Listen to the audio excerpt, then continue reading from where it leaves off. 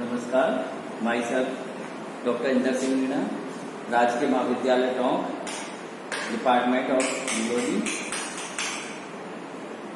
आज हम BSc part first year के पेपर थर्ड में जो नया चैप्टर है उसके बारे में बात करेंगे। गैमेटोजेनेसिस। गैमेटोजेनेसिस का मतलब होता है युग्मकों का कैसे निर्माण होता है। तो युग्मकों के निर्माण से पहले हम कुछ बातों पर अपना ध्यान आकर्षित करेंगे। सबसे पहले मुख्य बात यह है कि जीवों में जो जनन है वह मुख्य रूप से दो प्रकार का होता है, जिसमें फर्स्ट जो है एसेक्सुअल रिप्रोडक्शन, देन सेकंड है sexual reproduction. Asexual reproduction generally निम्न वर्गीय जंतुओं में एक कोशिकीय प्रोटोजोआ जो जंतु हैं उनमें पाया जाता है।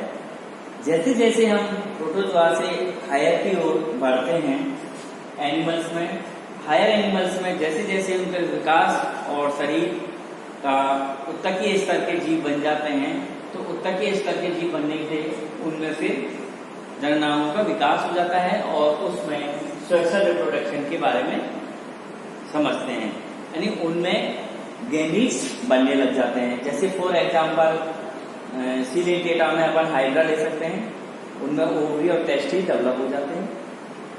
तो अब हम बात करते हैं कि एसेक्सुअल और सेक्सुअल रिप्रोडक्शन की जब बात हो गई तो सेक्सुअल रिप्रोडक्शन के लिए सबसे इंपॉर्टेंट जो फैक्टर है वह है गैमीट्स। गैमीट्स का सबसे बनना सबसे जरूरी है, तभी हम सेक्सुअल रिप्रोडक्शन के बारे में बात कर सकते हैं। मुख्य रूप से प्राणियों में सेक्सुअल रिप्रोडक्शन के लिए जो दो प्रकार के जनक पाए जाते हैं जननांग, जिनमें पहला है नर जननांग, दूसरा है मादा जननांग। नर जननांगों में टेस्टिस पाए जाते हैं। टेस्टिस में जो टेस्टस होते हैं उसमें स्पर्म का निर्माण होता है, और ओवरी जो अंडाशय जो होता है वो मादा में पाया जाता है। मादा में जो अंडाशय पाए जाते हैं उनमें अंडों का निर्माण होता है। बेसिकली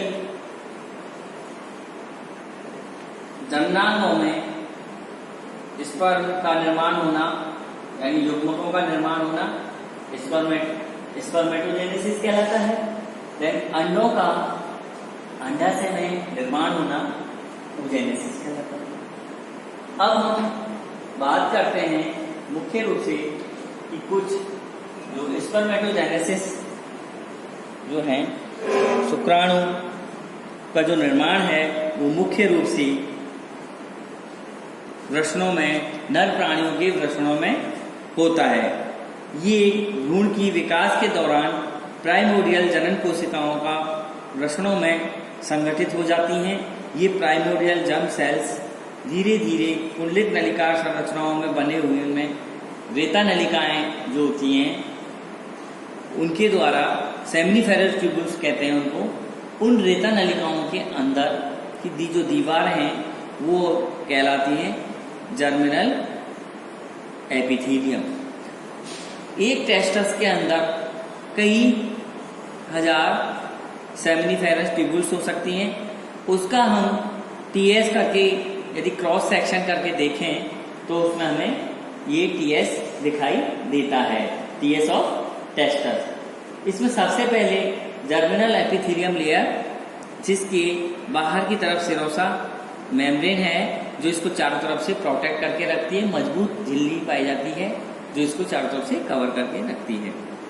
ये कुछ काय कोशिकाएं, उपकला जनन कोशिकाओं में कुछ सोमेटिक सेल्स भी पाई जाती हैं जो विकसित हो रहे स्पर्म्स को पोषण प्रदान करने का भी कार्य करती हैं, जिनको हम मुख्य रूप से सर्टोली सेल्स कहते हैं। सर्टोली सेल्स का निर्माण जो हो रहा है वो तैयार स्पर्म के सेंटर में जो सेल्स होती हैं मूलाकार टाइप की होती हैं, लंबी और रिक्तिकानुमा संरचना बनाए रखती हैं, जिनमें बहुत सारा पोषण होता है जो तैयार स्पर्म्स को जीवित रखने के लिए न्यूट्रिशन प्रदान करते हैं।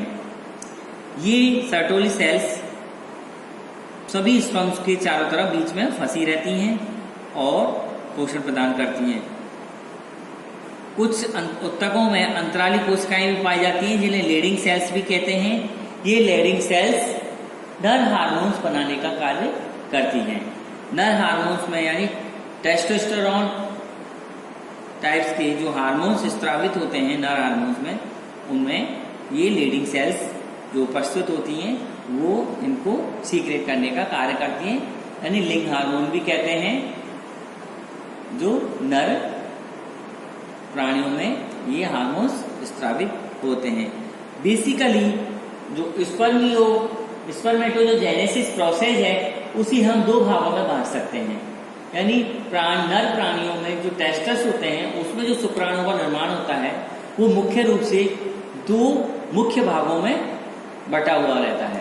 पहला है फॉर्मेशन ऑफ स्पर्मेटिड ऑफ स्पर्मेटोसाइटोसिस, यानी जिस तरह की हेडिंग है उससे अपन ये अनुमान क्लियर हो रहा है कि फॉर्मेशन ऑफ स्पर्मेटिड्स यानी जर्मिनल एपिथेलियम सेल से नॉर्मल 2n सेल से स्पर्मेटिड सेल्स का निर्माण होना और स्पर्मेटिड सेल्स का स्पर्मेटोसाइटोसिस यानी डिवीजन के बाद स्पर्मेटिड यानी स्पर्म का गोलाकार स्पर्म का तैयार करना ही कहलाता है फॉर्मेशन ऑफ स्पर्मेटोसाइटोसिस। इस पूरे प्रोसेस को यदि हम बात करें तो ये पूरा प्रोसेस मुख्य रूप से 3 स्टेप्स में बटा हुआ है। यानी इसमें कोशिकाएं जर्मिनल एपिथेलियल सेल्स की जो सेल डिवीजन जो होता है माइटोसिस डिवीजन के द्वारा 2n सेल्स टूट कर अंदर सेमिनिफेरस ट्यूबुल्स में अंदर भरी रहती हैं। ये सेमिनिफेरस ट्यूबुल्स लगातार माइटोसिस करता